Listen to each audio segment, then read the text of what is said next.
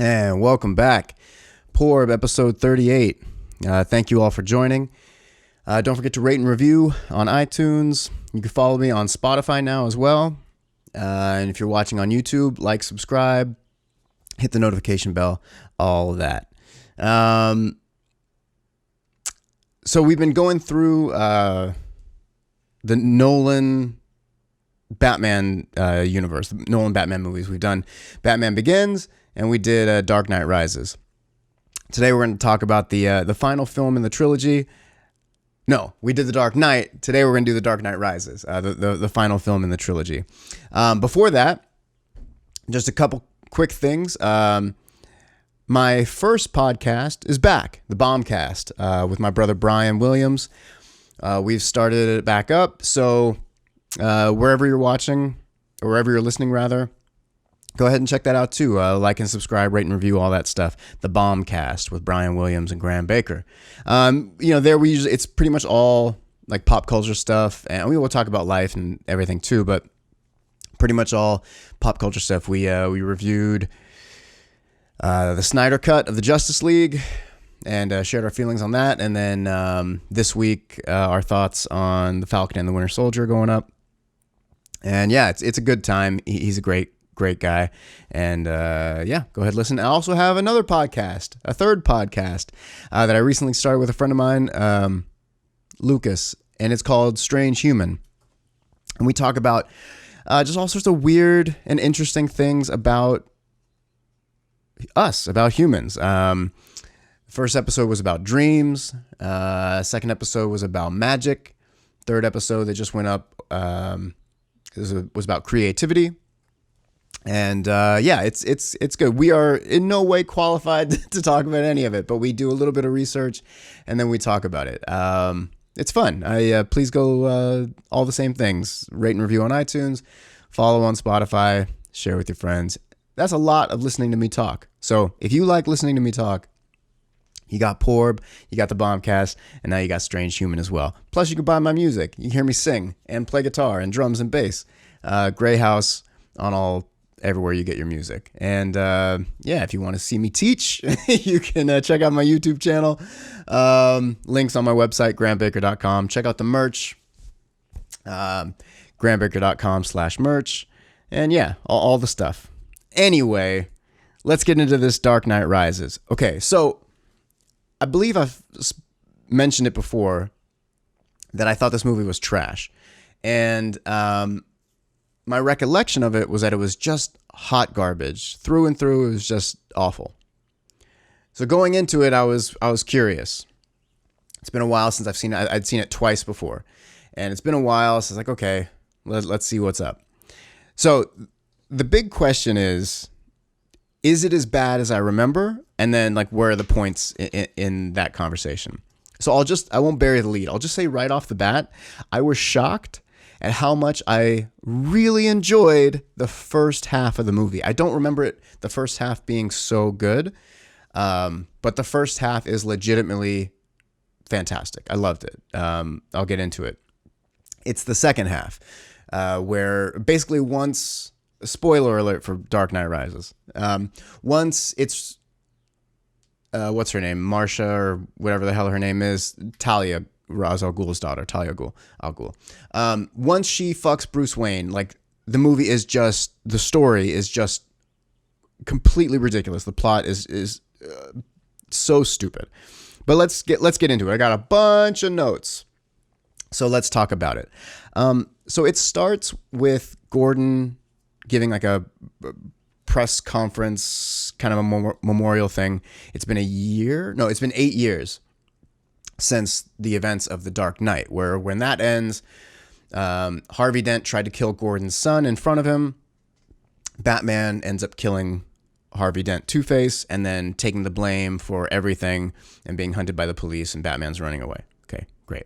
So it starts with Gordon talking about it. And I like when movies kind of dovetail like that. This isn't like true dovetailing like Karate Kid 1 and 2 or something like that, but I like when they pick up in some aspect from the previous movie. I enjoy that. So they do that and it's cool.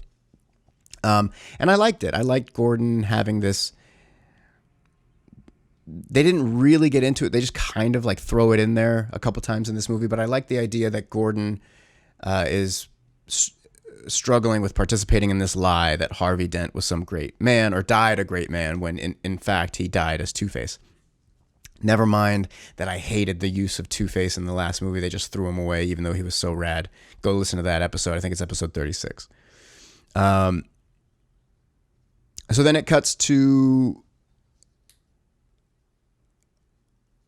So Gordon is about... so this is a dumb thing. So Gordon is about to give a speech airing everything out, telling about his part in the last 8 years of this lie and telling the truth about Harvey Dent, Two-Face.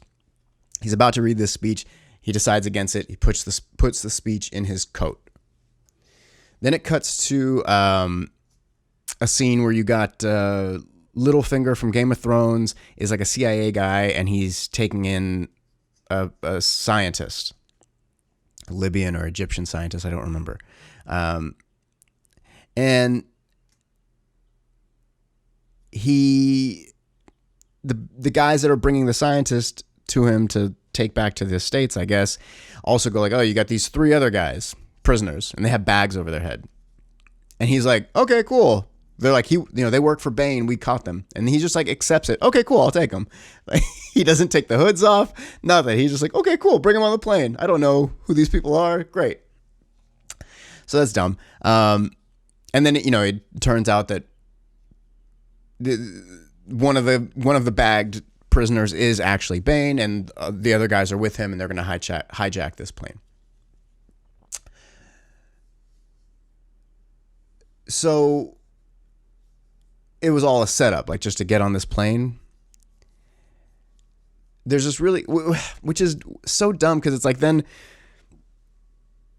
another one of Bane's group of guys, which are the League of Shadows, come in with another plane, and then like they hijack the plane and then crash it to make it and crash the original plane to make it look like the scientist died. Like they went to a lot of trouble to do this, and I'm like, if they had the resources to do this, couldn't they just fake this scientist's death?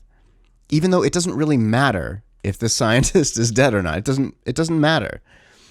So it was just like it's convoluted for no reason. They just wanted to show this cool scene. I feel like that happens a lot in these movies where Nolan will have a cool idea or concept, and then they'll just shoot it, but it's unnecessary for the story. Like you don't need to do this. It's overly complicated. But anyway, there's this really cool line where he takes the hood off and it's revealed to be Bane. And then Littlefinger goes like, you're a big guy. And I love this line. Littlefinger goes, you're a big guy. And then Bane goes, for you.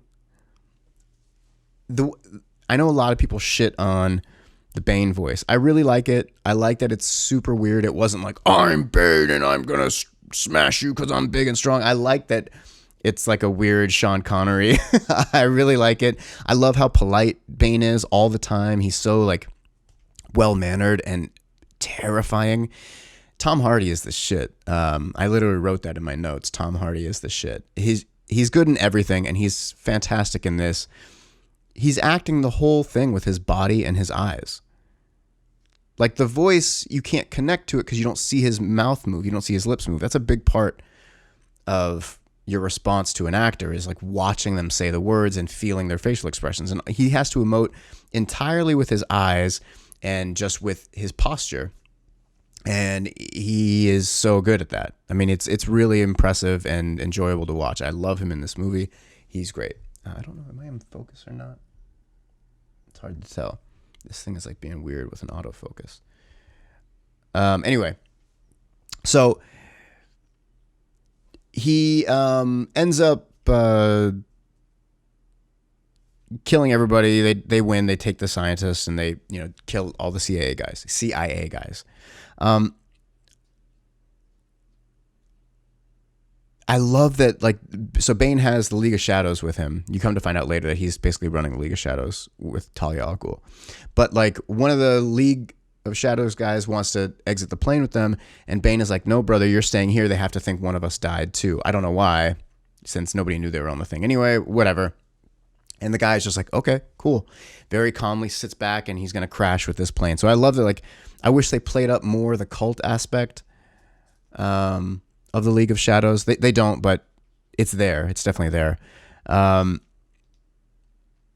It's a little obnoxious in the beginning because like the Bane voice, because it's muffled, like they have to crank up the level of it in the mix. So I think it sounds a little awkward. I think that's part of people's dislike of it.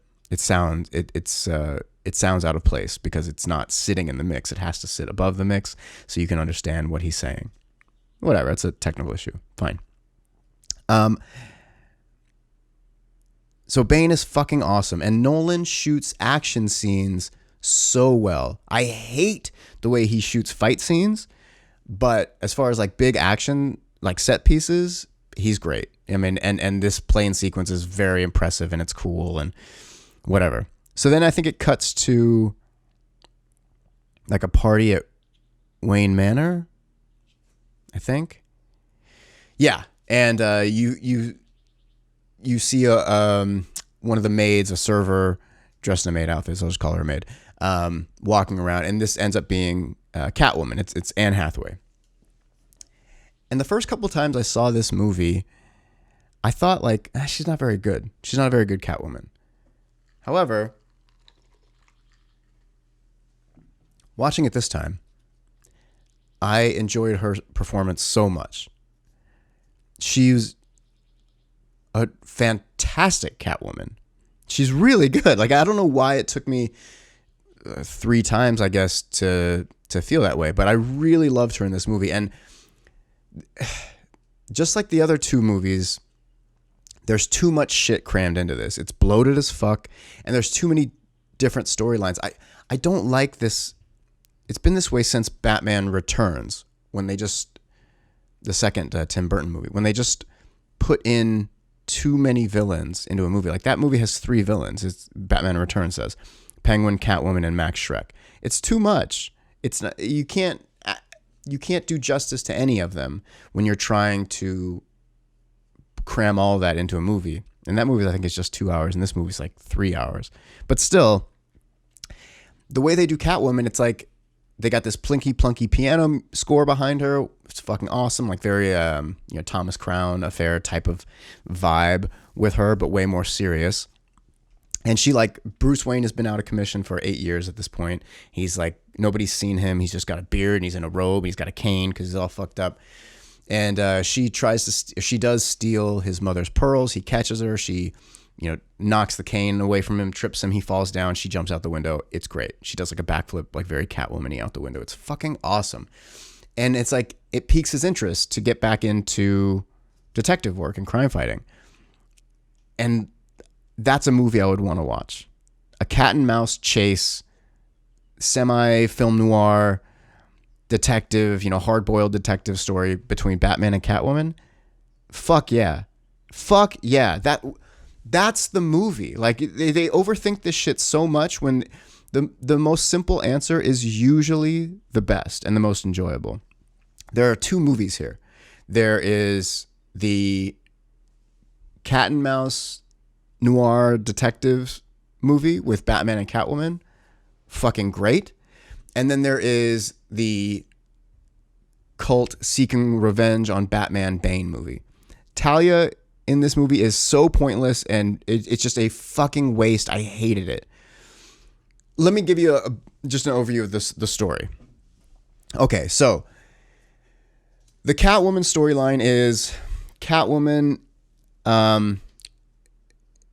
goes there. She steals Bruce Wayne's mother's pearls, but she's really there to get Bruce Wayne's fingerprints. So these crime guys that are actually on the board of Wayne Enterprises can, buy or crash Wayne's stocks to make him poor and take over Wayne Enterprises. That's their thing. And Catwoman is helping because she is told that they have a device that can wipe her record.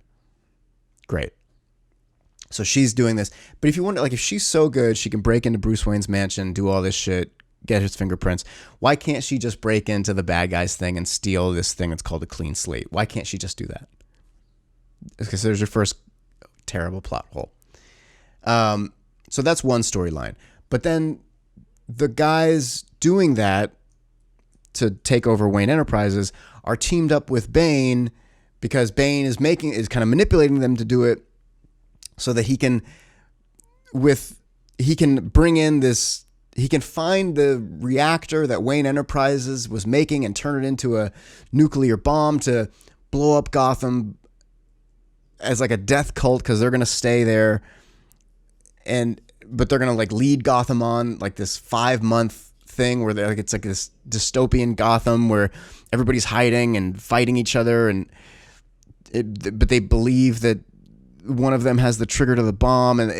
But ultimately the end is this woman who's been posing as Bruce Wayne's friend, she ends up fucking him, is actually Talia al Ghul, and she's there to seek revenge on Bruce Wayne for killing her dad. And they're just going to be in the city with the bomb and blow it up at the end anyway.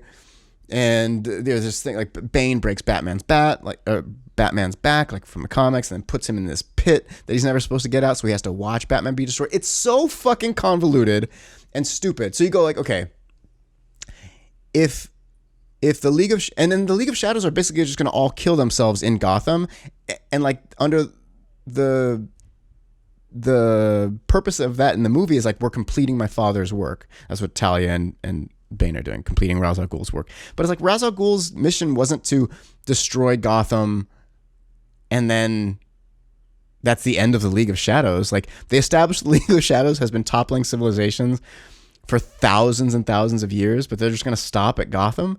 And it's like, okay, that's okay. So wrong and dumb. And then it's like, they want to destroy Gotham. They have this bomb. They can just detonate it the day they get it, but they don't. Instead, they make a big scene to like make everybody afraid. But it's like, because again, it's this stupid idea that like, well, you have to destroy Gotham's spirit, the idea of Gotham. Hey, if you detonate a nuclear bomb that has a 6-mile blast radius, which is what they say, everyone will die. And the nuclear fallout in and around Gotham will kill everybody for hundreds of years. Like, it's just so fucking stupid. So they get this bomb. They do this whole plan. Batman fights Bane because he gets double-crossed by Catwoman. And then Bane breaks Batman's back and throws him in this prison that he and Talia were in. And then Batman climbs out and somehow... Okay, let me just go through the notes. Okay, so how I'm saying it and how frustrated you are at hearing me saying it is how stupid it is to watch. Okay, but that is all like basically the second half of the movie, which is, again, why it gets so dumb. But let's go through these notes here. So, like I said, I wish it was either a Bane and Batman movie or a Catwoman and Batman movie. Okay, so the relationship between Michael Caine and Bruce Wayne is much better in this movie too. Like, they really leaned more into their banter and their love for each other. And then Michael Caine as Alfred is very actually happy that Bruce Wayne hasn't been Batman, because he doesn't want him to be Batman, because he loves him and he raised him since he was a baby. And he's trying to communicate as Bruce Wayne is like, I want to be Batman again, because his interest is piqued from Selina Kyle. Alfred is like, you don't want things to get better. You want to be Batman. You want things to go bad so you can be Batman again, because you're trying to kill yourself. He's like, I don't think you want to actually help. I think this is all like punitive, essentially. I love that theme. They don't really flesh it out. They just kind of like throw it in. They pepper it in. But it's like that would be a great theme to work on, that like Bruce Wayne, and he's a fucking traumatized person who's insane. Like, he could just use his billions of, and they touch on that in this movie, like he could just use his billions of dollars to change Gotham. But instead he puts on this cape and cowl and beats the shit out of people and gets, irreparably harmed. His body is just completely shot, which they talk about in this movie. So I love all that. And yeah, it would have been great in either of these movies if it were a Catwoman movie or a Batman movie. So anyway, I like all that. I think it's really cool. And so Catwoman gets Bruce Wayne's fingerprints and goes to give it to the criminals who were taking it, the the guys on the board of Wayne Enterprises. Then they double cross her and like, we don't actually have the clean slate. Go fuck yourself. So she starts fighting them. And the fight scene in the bar with Catwoman is great. It's one of the few fight scenes in this movie that I actually really, really enjoy. It's great. She uses, people's bodies as shields. She's flipping over things. She's very acrobatic. She's not using brute force, which is, how she would fight. She's smaller and slender and she's got to be smarter. And she is. And she uses like, the cops come, everybody, the whole place is shot to shit. She like plays the screaming victim woman in the bar. So they just run past her like seamlessly in and out of that role. Really, really great. Entertaining to watch. So much fun. I'm like, this is the fucking movie I want, where this woman is just manipulating the fuck out of everybody. And she's 10 steps ahead of the game. Like that's how they kind of show her. She's never out of sorts. When the guys think, oh, we fucked you over, we double crossed you, she's already thought about that and just planned ahead for it. It's really good. And they had so much there to work with, and they chose to do this other dumb story. It's very frustrating. So anyway, cops come, Gordon's there, I think, like they end up chasing them. Yeah, into the sewer. And Joseph Gordon-Levitt is a cop in this movie too. They're all chasing them through the sewer. Gordon goes into the sewer and is this where he gets caught by Bane? I think he does. Bane's in the sewer. I know I'm all over the place, guys. This movie is weird like that, though. So there's a part where they try to kill Gordon. Gordon gets away, but like his coat gets there. And his coat still has the speech about Harvey Dent from like days ago. Like he left it in his coat. Really? It's a dumb detail that they're going to use this thing about Gordon knowing the truth about Harvey Dent and Two-Face. They're going to use it later, but when they use it, it's completely pointless. So it's just a dumb detail that they throw in. It's a waste. It's a waste. So, Gordon gets away. Joseph Gordon-Levitt saves him. Joe Gordon-Levitt in this movie is really good too. He doesn't have a lot of cool things to do, but he himself is very enjoyable to watch. So he ends up kind of working with Gordon, and Batman's still not back yet, but Bruce Wayne is kind of showing himself around again in town.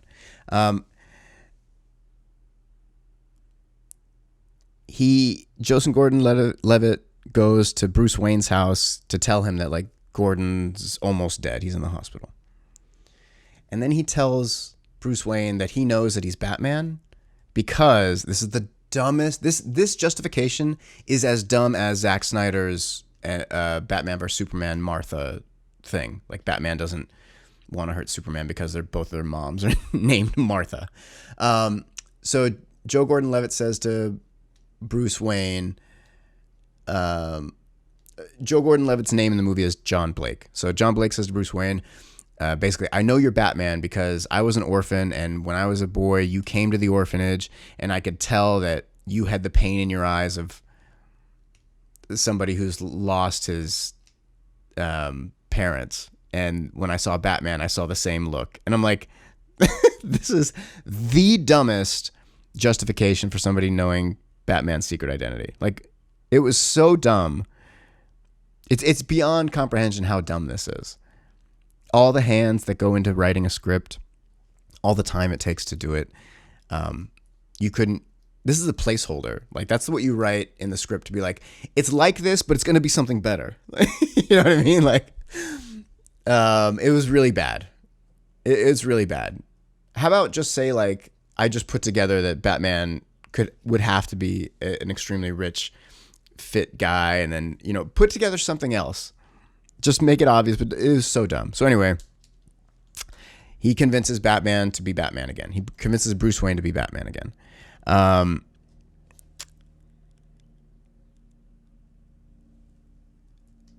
So because he wants to be Batman again, Bruce Wayne goes to a doctor. And there's a cool scene where he's at the doctor, and the doctor's like, your knees have no cartilage, your elbows, your hips, your spine, like, you are fucked. I like that. I like that idea that one, yeah, this is a reality. Batman is not a superhero. He's just a man, and his body's going to be shot to shit. And then he gives him like a knee brace that makes him like crazy strong. Like he's able to kick through a brick wall, but they never use that. They never use that. They show it happen and they just never use, it never matters. But anyway, so he has to wear this brace and, they should have played that up more, that like he's in a lot of pain and he's fighting through that pain and, maybe he has to take pills or whatever. Like they could have done a lot with that, but they didn't. So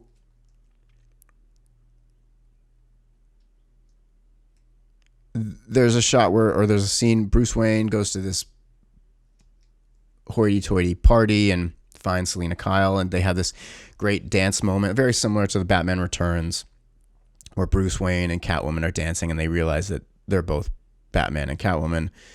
But it was that type of idea, like these people have a really strong chemistry, and and then she ends up like leaving, Bruce Wayne leaves, and he's like, okay, let me get my car, and they're like, oh, your wife took it. He's like, my wife, and it's Catwoman. It's a very cool Catwoman thing. Again, that's the movie I would want to watch, of this cat and mouse, no pun intended, this cat and bat game, back and forth, and this, unrequited love and like intense connection that they can't agree on, or they can't embrace because he's a cop and she's a robber. Like I like that movie. It's a good movie, and it's simple, it's clean, it's easy, but it would be very entertaining, and they don't do it here. They opt for like this incredibly bleak movie instead. So then it's Bane and is basically goes to the stock exchange to make a stock trade, and they use the fingerprint from Bruce Wayne to like take all of Bruce Wayne's, more like tank Bruce Wayne's stocks to make him poor, and like it's this really convoluted bullshit that it just didn't need to happen. Then there's the triumphant return of Batman. The cops are then chasing Bane and his goons on motorcycle, and then they're under not a tunnel, but like under a bridge. I guess it's a tunnel. And then all the lights cut out, and then Batman shows up, and it's okay, and it's fine. It's a cool scene.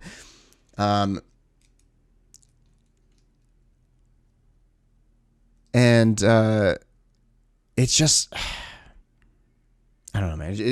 It's fine to watch. Like, it's done really well. One thing that really bothered me was like the suit has a redesign. The bat suit has a redesign for this movie. I mean, they do in every movie, but in this movie, and it's really ugly, like super, super ugly. There's just like these dumb cuts in it, and I guess they would justify it like, oh, it helps mobility, but it's just really ugly. But the bigger problem I have is he hasn't been Batman since The Dark Knight. So 8 years have passed. He hasn't been Batman. Why is there a different suit? Like before he hung up the cape and cowl, he designed a new suit and then put it away. That's stupid. And like no time passes like from when he's Bruce Wayne and then he's like, okay, I'm a Batman tomorrow. He just pulls the suit out. So it's like, it's just a dumb, it's such an obvious inconsistency that it blows my mind that nobody caught it. It's just so dumb. So what else? So then there's this fight scene. Catwoman is in like, she goes to get the clean slate thing. They're like, nah, we're not going to give it. So she tries to fight back, and then Bane and a bunch of League of Shadows go up to fight her, and then Batman shows up and they fight together. They just, they wanted a fight scene they want to put Catwoman and Batman together to fight against Bane. So this is how they do it. So they have this super clunky fight scene where it's just horrible fight style that they gave Batman. It's so bad. I fucking hate it. I know I talked about it in the last two movies, so I won't go into it again. But he's doing it here, and these fight scenes are choreographed really poorly. A ton of waiting. You see guys falling down without getting hit. It's very sloppy. No disrespect to the fight choreographers or stunt performers. Like, they're doing the best they can with what they have. And I believe, to my understanding, part of the problem here is that like Nolan shoots on film, so they're not really doing playbacks. They can't really do so much playbacks. So it's like Nolan will look at it through the monitor or the lens and be like, yep, that was good. Let's move on. And then that's it. They can't really see like, oh, there's a guy literally falls down without getting hit. They can't, So anyway,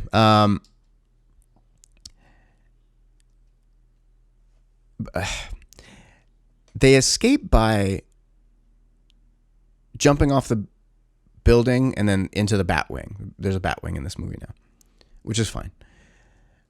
And it flies off and it takes off. And the Batwing is basically silent, but it kicks up a ton of wind because it's propelled by these like giant propellers underneath it, and it makes it go. Cool, fine, great.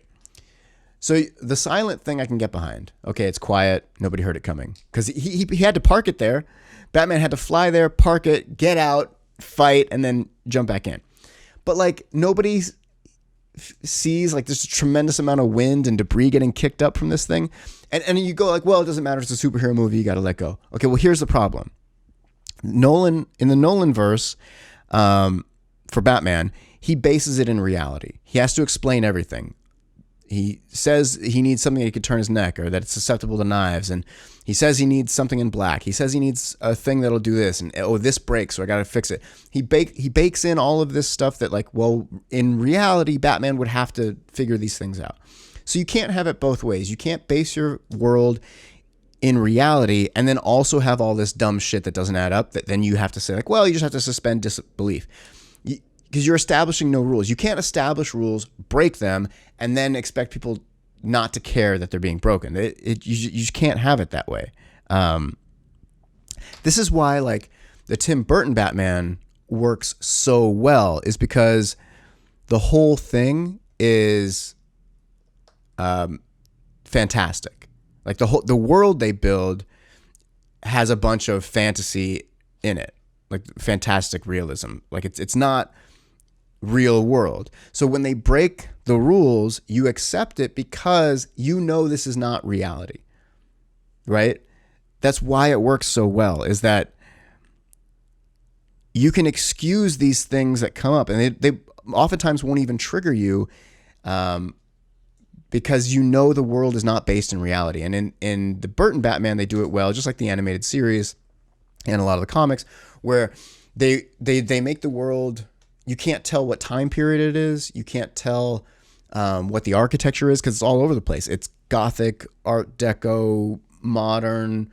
There's all these different elements kind of thrown in, and some of it's new, like Batman's gadgets are crazy new, but people have like old Studebakers for cars, and black and white TVs are big clunky TVs, even though there's, the police might have laser guns. They build this world that's very kind of broad and colorful, so you don't get triggered by things breaking the laws of reality. But in this movie, they try to make it real. They try to ground it really, really heavily, and then they just have these dumb holes. That's like, okay, well, this is why there are points of contention. So anyway, Bruce Wayne loses all of his money from the Bane stock exchange heist thing or whatever. And it also makes me wonder, like, why did they have to physically go to the stock exchange to make this deal? Like, it's all done on computers. I don't know. It seemed dumb to me. But anyway, Bruce Wayne's poor now. Then Talia shows up at his house. You don't know it's Talia yet. He can't get in. They break in, and then they fuck. Make love. They make love. Okay. Talia's whole plan is to get back to Gotham,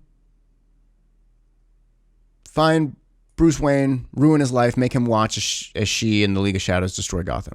She's literally sleeping with him. He is asleep next to her. She could just kill him or just kidnap him, tie him up, have Bane come in then, fucking tie him up, break his back. Like they could do, they already know he's Batman. They could do all of this shit, but they don't. So then the next day, Batman tries to team up with Catwoman to go find Bane. She double crosses him to get the clean slate thing, which he still doesn't get. And then Batman and Bane fight. Bane breaks his back. The fight between Batman and Bane is pretty good, except for Batman's fighting style. But like the fight overall is good. There's no music, so it feels much more heavy. It's good. Before that, Catwoman and Batman are like fighting League of Shadows guys to get to Bane, and I liked seeing them work together. That was cool too. So in the Batman Bane fight, they really show the difference between these two guys. Both League of Shadows, both trained by Ra's al Ghul. And they just really amp up the fact that like Batman is a rich kid. Bane grew up in this fucking prison and had to fight for everything he ever had. He's a monster. And Batman has basically not had the challenges Bane has had. So Bane is just working him. He's fucking him up so bad. And I like that.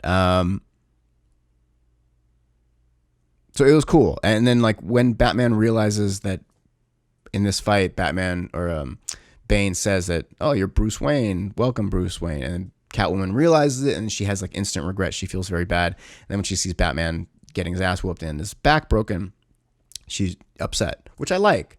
The whole time Bane is talking to Batman as he's whooping his ass. Really cool. Very comic booky. Very cool.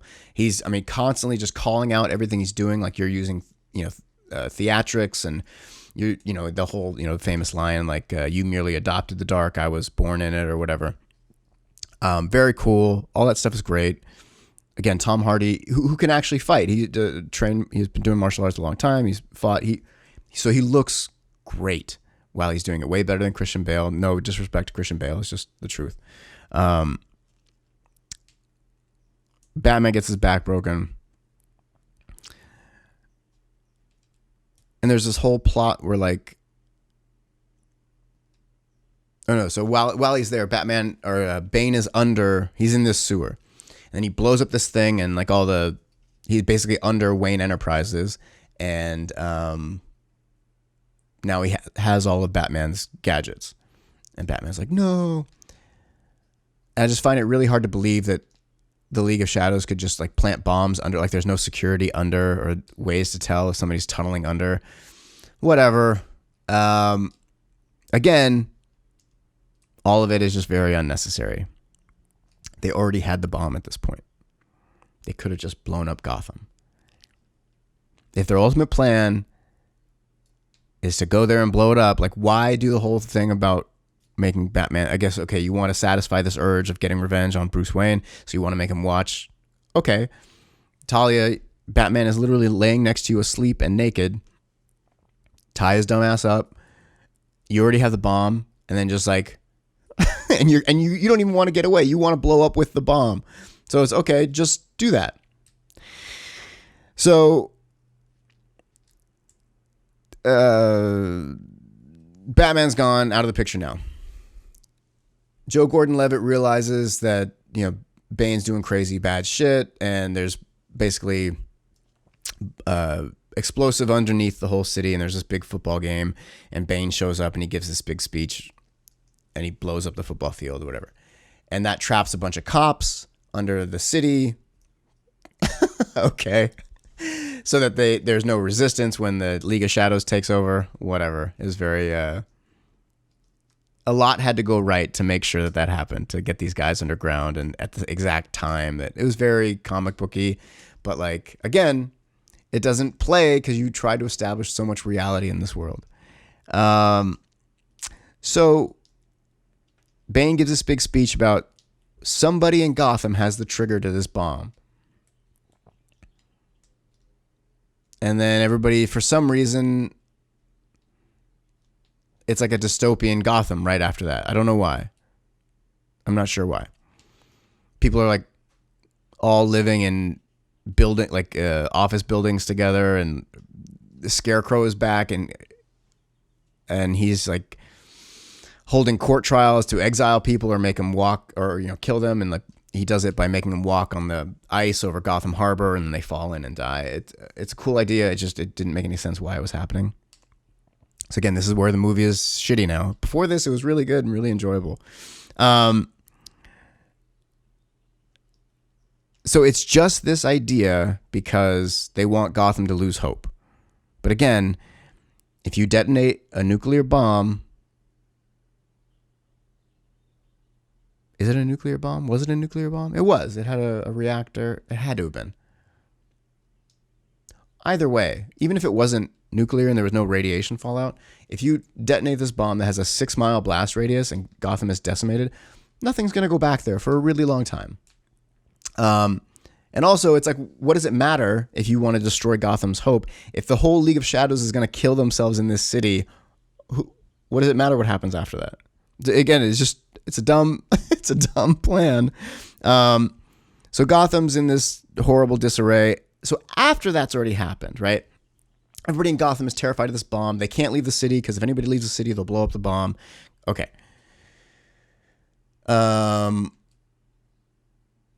Then Bane gets on TV or something and then tells everybody about Gordon's speech and that Two-Face was Two-Face and Batman didn't do anything and it was actually Harvey Dent that was really the bad guy. But it's like, you don't, the more intimidating and hope-stealing thing is the bomb, the less intimidating and hope-stealing thing is the speech. So you should have done the speech first to make people lose faith in the system and not trust or want to listen to the cops and send Gotham into like this chaos. You should have done that first, then said we have a bomb and you all are going to die unless whatever. But they didn't do that. So the whole Gordon speech thing was just pointless because Gotham was already like post-apocalyptic at this point. It just didn't matter. But I really did love the movie is just so fucking messy at this point. It's very messy at this point. So, but I did love the idea that like, they're showing like Joe Gordon-Levitt moving in and out of these buildings, not getting caught, and they're trying to create a resistance to fight back against Bane. I love that idea. It's very like Toy Soldiers. I don't know if you guys have ever seen the movie Toy Soldiers. Sean Astin. I literally can't remember anybody else's name in the movie. There's a ton of people in it. Lou Gossett Jr. Is that him? I think so.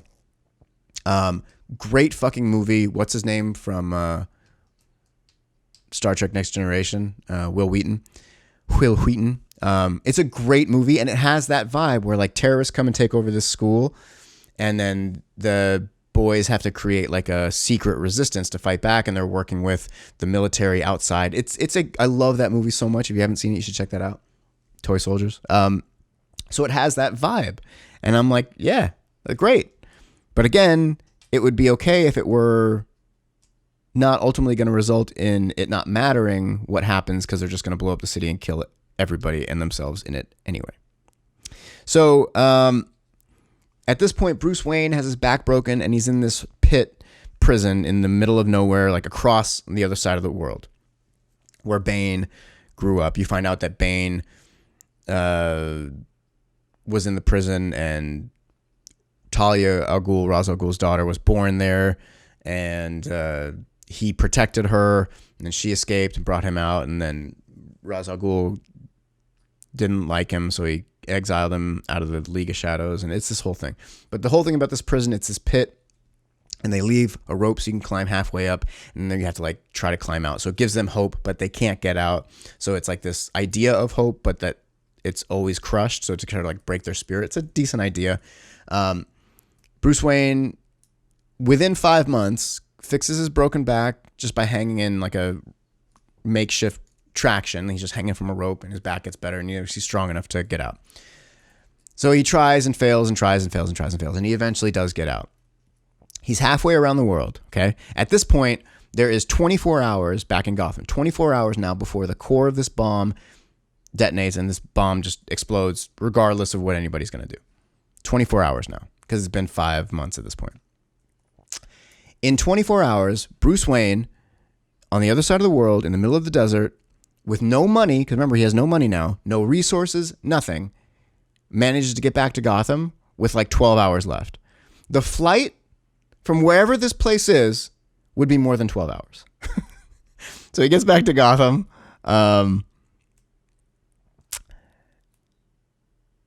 And gets his bat suit, has time to make a giant flaming bat signal that lights up. More horrible Batman fight scenes.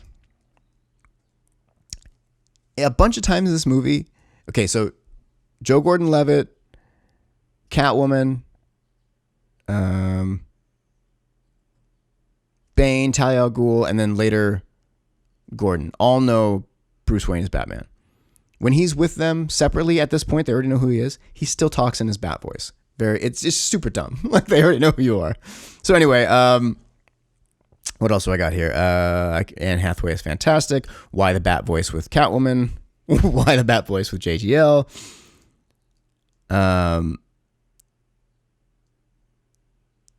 So there's this big fight between the cops. All get out of the where they were trapped underground with the help of JGL and Catwoman and Batman, and they all go to stage this big war against the League of Shadows and all the criminals that they've freed and armed with guns that are protecting Bane. Not protecting Bane, but protecting where the bomb is, I guess. There's this big battle in the street. And I love that there's this shot where, like, this big battle comes, all these cops are running, and Bane just runs right into the fray. I love that. Like, the portrayal of Bane in this movie is really cool. Like, I love their take on him. He's super aggressive. Excuse me. So he goes and fights, and then Batman shows up in the daylight, which is kind of cool. And Bane and Batman have a fight in the street. And then ultimately, like, they go into this little building just by themselves, and they're fighting. Batman's whooping Bane's ass. And then Talia al Ghul comes in and stabs him in the side. And Batman's like, "What? Oh my God, what are you doing?" And it's like, one, Batman, you're the world's greatest detective. You didn't know. This is Talia al Ghul. And then she does this huge exposition dump. She explains everything about the prison and Bane, and she was the girl that escaped, and the Ra's al Ghul's daughter, and it's a massive exposition dump. Very dumb. He's still using the Batman voice. And then she leaves or something, and yeah, she leaves. She's like, "I'm gonna go." Oh, she tries to blow up the bomb, but they did a signal block her with her trigger, and the bomb couldn't blow up. So she leaves to go figure out what's going on. Bane's like, "I'm gonna kill you, Batman," and Batman's like, "Ugh." And then magically, a silent motorcycle is just there. It's Catwoman on the motorcycle. She shoots Bane, blows him up. He's dead. Great.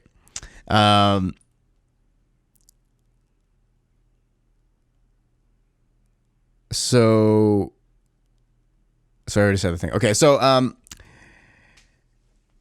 basically, Bane's dead.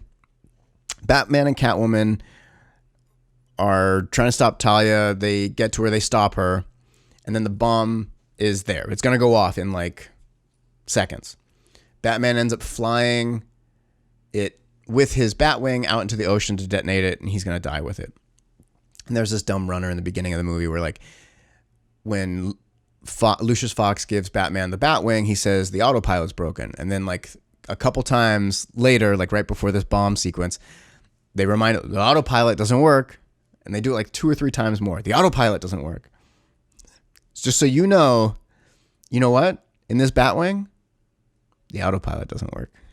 So then you see Batman flying the bomb out over the harbor. And he's going to sacrifice himself. He's going to kill himself by protecting everybody to blow up the bomb somewhere else.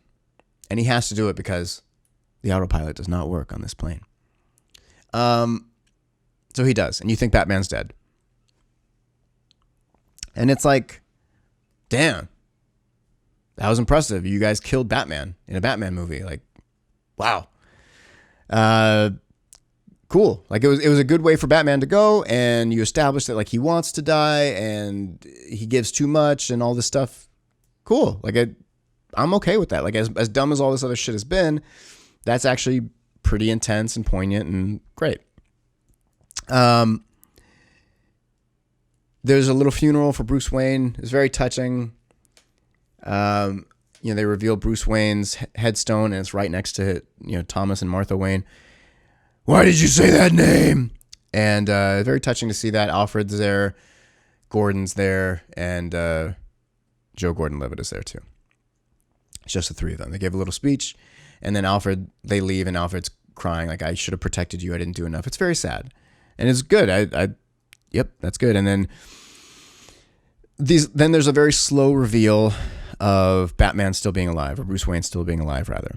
They show Wayne Manor being used as an orphanage now, which I thought was really great.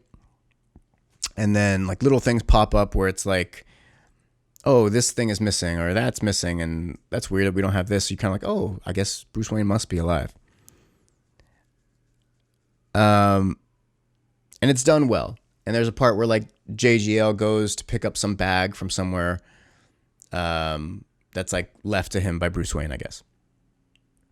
And the woman who's giving it to him, the clerk, is like, let me see your ID. He's like, oh, here, John Blake. And she's like, oh, you should go by your real name, I guess, on his ID. And he's like, oh, yeah, thanks. And she's like, all right, bye, Robin. I guess his first name is Robin. It's cool. It's cheesy, but it was cool. I like it. And then Robin, JGL's character, goes into the Batcave. He finds the Batcave. He's left notes to find the Batcave, and he swings in, and it's basically like he's going to be the new Batman. And honestly, I would have really liked to see that movie. I think he would have been cool as like a Nightwing or young Batman. I think it would have been a cool take, and I'm actually kind of bummed that didn't continue. It sucks. I think it would have been really entertaining. So earlier in the movie, we're at the end now. Earlier in the movie, Alfred says this thing. He tells the story to Bruce that when Bruce was gone for those 7 years after his parents died, before he came back to Gotham as Batman, Alfred tells Bruce this story where he was like, during that time, I never wanted you to come back. He's like, I missed you, I love you, but I didn't want you to come back. I wanted you to just move on, live your life somewhere and be happy. Not come back here. There's nothing but pain for you in Gotham. And he's like, I used to go to this cafe in wherever. I forgot where he said. And I would just have this daydream that I would look up and see you there with a family, with kids and a wife. And we wouldn't say anything. We would just look at each other. We would know. And that would be it. We would move on. We'd never have to say it, which is like a weird thing. Like you wouldn't say hi or something. Like, come on, it's dumb. So the end of the movie comes. You think Batman's dead. But there's little hints that he's not. And then they show Alfred at this cafe. And you see him look up and get this smile. And that's where they should have fucking ended the movie. Because that would let you know, oh. And then they replay the audio of him saying it again. Because they got remember when Alfred said this? Like audience is so dumb they can't remember. So you see Alfred look up and smile. That, he clearly sees Bruce Wayne. You're like, that's rad. Now, they also established when they were doing like the slow reveal that Bruce Wayne might still be alive, that the pearls are missing. And since they've already also established that Selina Kyle wanted the pearls, you're just now assuming that like, well, of course, Selina Kyle and Bruce Wayne are together. Like he's given her the pearls finally. It's this really cool thing. So anyway, they show Alfred looking up. He smiles. And then they fucking cut to Christian Bale as Bruce Wayne, and you see Anne Hathaway sitting across, and Batman or Bruce Wayne and Alfred lock eyes and kind of smile and nod. But it was like the dumbest, like it just cheapened the whole thing by making it so blatant and in your face. They play the audio to remind you of what Alfred said. They show Alfred smile and nod. We got it, but then they had to show Bruce Wayne. It really killed the moment, which otherwise could have been very beautiful. Now, if you think about this, think about this movie. Let's say there's no Bane. Let's just take that out. Like that would be a separate movie. The Bane thing could be in a separate movie. I'll get into that in a second. Let's say the movie is this. Batman hasn't been Batman for 8 years still. The same scene, Catwoman comes in, tries to steal the pearls, tries to steal his fingerprints to get the clean slate thing. Oh, Batman had the clean slate the whole time. He gave it to Selina Kyle. So it get pointless. His story points that just get thrown away. So anyway, she steals the pearls, jumps out the window. Batman is so charmed and intrigued by her that he wants to get back to being Batman. His body's still beat to shit, and he's still being hunted by the police. Let's say that's the story, right? He comes back as Batman to find her. The police are chasing him. Everybody's chasing him, so he has to hide from them. He's trying to catch her. And then the Bruce Wayne and Selina Kyle relationship could still happen. Like, they're still interacting. Maybe they know who they are. Maybe they don't. Maybe the secret identities are still safe. I don't know. It doesn't matter. But they still have this back and forth, this volley, witty banter and manipulation, and it's great. And then ultimately, let's say the clean slate thing, they get it. Batman didn't already have it. They get it. She uses it. Maybe he uses it too. And then they escape the police because it's not safe for them in Gotham. And then they go to the cafe and they still have the Alfred Cafe thing. And you could have done all of the same shit and had this really beautiful, fun Batman story without any of the Bane stuff. Definitely none of the Talia al Ghul stuff. It would have been so cool, still so poignant. He still gives his mother's pearls to Selena Kyle. Like, you could have done all of that shit and had this really cool hard-boiled detective, film noir, cat and mouse, chase, heist movie with Batman and Catwoman. Right? The other version is, it's a Bane Batman movie. The Bane has taken over. Let's say he was still in the prison, just no Talia al Ghul. He still came out of the prison. He was excommunicated from the League of Shadows. So when he found out that Ra's al Ghul was killed by Bruce Wayne, he took over the League of Shadows because he's that good. Goes to Gotham, and his whole mission is just to destroy Bruce Wayne. Fuck the bomb. Fuck breaking Gotham. He just wants to kill or destroy Batman. They get into the fight. He breaks his back. He throws him in the prison. Doesn't assume he's going to get out. He does get out. Batman comes back, and he's just like terrorizing Gotham. Bane is just terrorizing Gotham. That's it. He's not trying to kill it. He just wants Batman to watch him fuck up Gotham endlessly, and suffer forever in this prison where he's put a little TV so he can see what's going on. Batman comes back. They fight. Batman wins. The end. And again, so simple. Would have been a great movie. They don't do either of that. It's this very dumb, convoluted story that I explained terribly. But ultimately, that's it. So, was this movie as bad as I remember? No. Like I said, I really enjoyed the first half of this movie. I was shocked. I was fucking shocked how much I enjoyed the first half of this movie and what was there. Like, if it would have been these other movies, these two other movies that I just described to you in perfect detail that I just wrote right now off the top of my head so succinctly and perfectly that you're like, what? It would have been amazing. So again, once Talia al Ghul fucks Bruce Wayne, the movie goes to hell. It gets incredibly messy and dumb. It's still done well. It's just dumb. But Anne Hathaway is great. Tom Hardy is great. Michael Caine is great. Christian Bale's even really good in this. I normally don't say that about him. JGL is great. Morgan Freeman's great. Gary Oldman's not great, but he's good. I just think the Gordon character they don't really do a lot with, or what they do with it, I'm not huge on. I actually really enjoyed it. Aside from the stuff at the end, I think it's good. So ultimately, a part of me wants to even put it above Dark Knight just because it's, I don't know. Well, Batman Begins straight up sucks. That movie is not good. The Dark Knight, the Joker one, there's a lot. It's really just hinging on Heath Ledger being so amazing and captivating, which he is. The Dark Knight Rises is actually really fun and good for the first half. So there you go. That's how I feel about it. It's definitely, you can watch it. I'm sure there must be a fan edit of it where it's cut down. I'm going to look and see if there is. But ultimately, I'm still not going to get the movie I want. Like I said, I want that Batman Catwoman movie, and I want the Bane Batman movie. I think both of those separately would have been phenomenal. And it's just a bummer that that's not what we get. Very hopeful for the Batman movie, the Matt Reeves Batman with, what's his name? Robert Pattinson and Zoe Kravitz, who oh gosh, she's amazing. Very hopeful. I don't know anything about it. I saw the first teaser, but I'm not going to watch anything else. I hope it's great. I really do.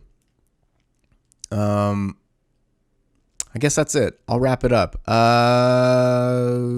That's the end of these movie reviews. I'm still going to talk a little bit about pop culture stuff, but for the most part, most of that I think will be on the Bombcast. So go check out the Bombcast, rate and review, like and subscribe. Don't worry, I'm still going to talk about some of that shit here too, but just so you know. It's a fun time. Brian's amazing, very funny, smart. So we talk about all sorts of stuff. The Bombcast. Check out Strange Human, my podcast with my boy Lucas. Yeah, that's it. Like, subscribe, rate, review, share, notification bells, all the things. Do all the things. My music is Grey House. You can find it everywhere you stream music. Spotify, iTunes, Bandcamp, YouTube. You can even stream it there. And yeah, that'll be that. Thank you guys so much for listening. I will see you next week. And be well, do good. Peace.